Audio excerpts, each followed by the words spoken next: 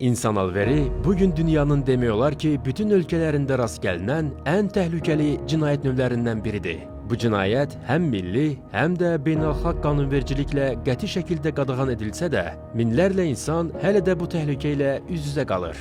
Azərbaycanda insan alveri ilə bağlı rəsmi statistik göstəricilər də bu problemin aktuallığını açıq şəkildə göstərir. İnsan alveri müxtəlif məqsədlərlə həyata keçirilir.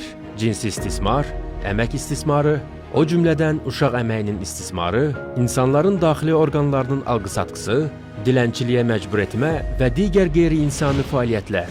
Bu cinayətlərin arxasında isə əksər hallarda eyni üsullar dayanır.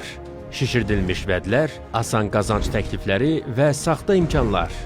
Unutmayın, insan alverindən qorunmağın ən vacib yolu aldanmamaqdır.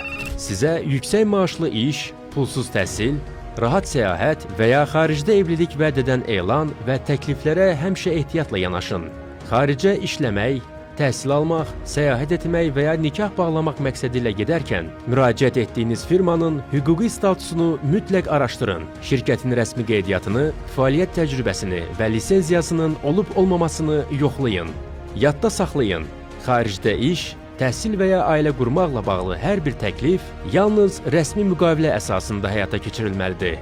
Müqavilənin şərtlərini diqqətlə oxuyun və zəruri hallarda hüquqi məsləhət almaqdan çəkinməyin. Heç bir halda pasportunuzu və digər şəxsi sənədlərinizi kənar şəxslərə verməyin. Bu sənədlər yalnız göstərilə və ya sürət şəklində təqdim edilə bilər.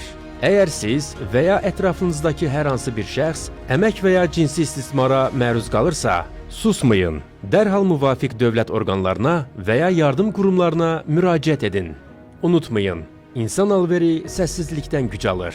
Məlumatlı olun, ehtiyatlı davranın və özünüzü qoruyun.